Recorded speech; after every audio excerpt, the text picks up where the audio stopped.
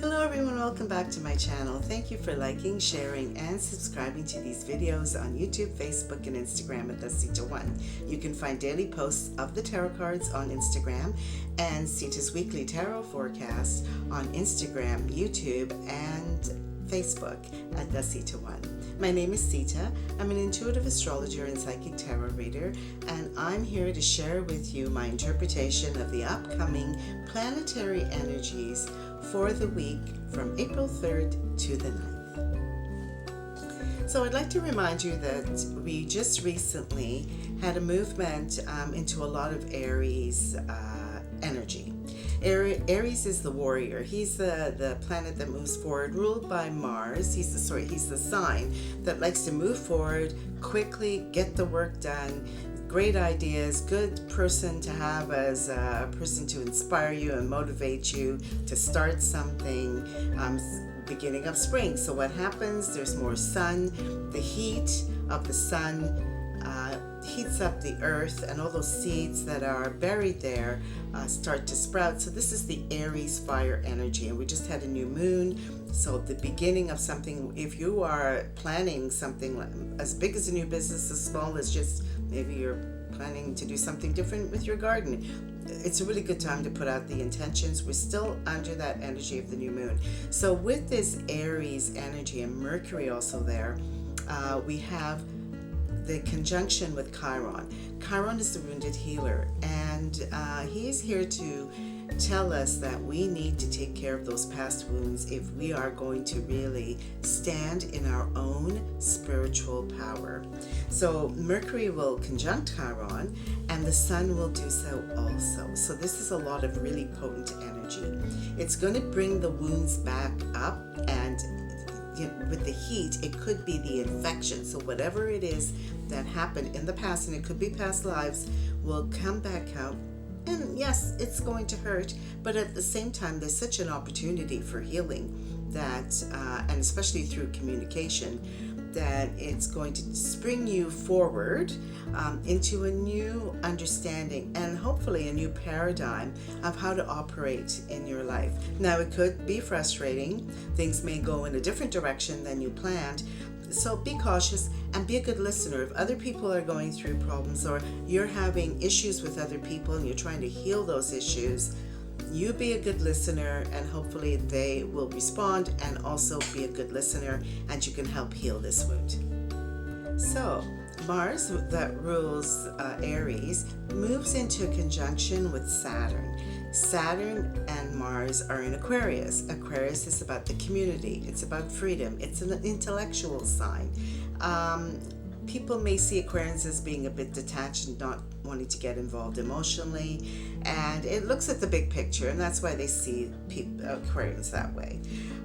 When it combines with Mars, Mars wants to push forward. Saturn is like, hold on there, Mars. We need to slow down. We have to look at responsibility, our personal responsibility, our responsibility to others, the restrictions that are out there that we have to work with, and the restrictions that we're going to place around this energy or ideas or whatever communication in order to bring it to some kind of permanent grounded energy.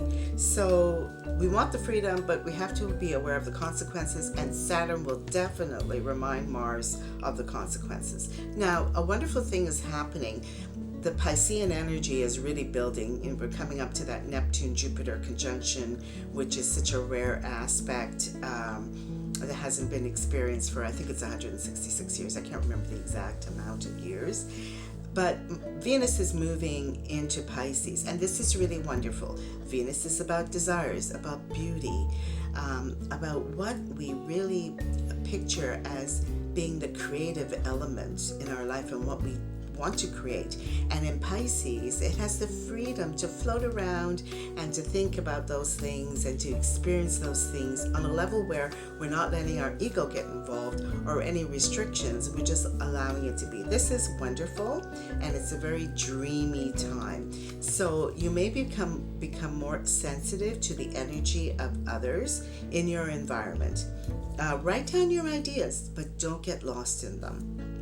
and it's a great spiritual opportunity to connect with the divine, that divine love, to really experience and connect with it, and then share it in your daily life. Okay, so then Mercury moves on to conjunct the spiritual warrior Eris. Eris is the street fighter. It's an asteroid. So with this energy in Aries and Mercury there, hopefully there'll be a more inspired communication happening. The words can heal a combative energy, and Aries can be very combative, but it wants everybody to have freedom. It fights for the common person, the street fighter. So with Mercury there, hopefully there can be negotiation, healing, and the moon will be in Cancer by this time, so it may tone down the impulses and aggression of the Aries energy. A lot of sextiles will be happening, Mercury to Mars, Jupiter to the North Node, providing opportunities to clear up old issues and misconceptions. And with Juno involved, we may see more cooperation and agreements. So Mars will move us forward into making sure those agreements happen and taking the necessary action.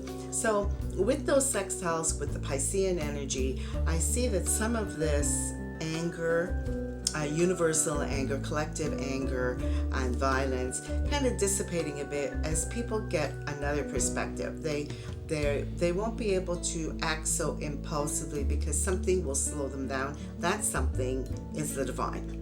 So divine love, really hooking into divine love in your meditations, thinking about creative ways that you can change your situation, and opening up to sharing compassionate communication with others. That's the key.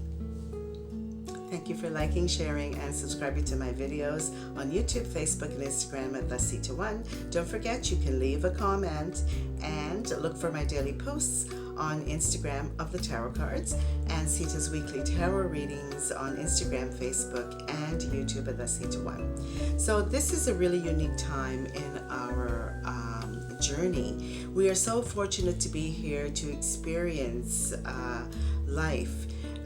Opening up the collective experience to a place of more love, compassion, creativity, kindness. So tap into that, and especially when you're feeling frustrated, take the time to just sit, relax, be present, and let that divine love enter into your physical being, your mental self, your emotional self, and heal you. Remember, take care of yourself and others, and I will see you next week.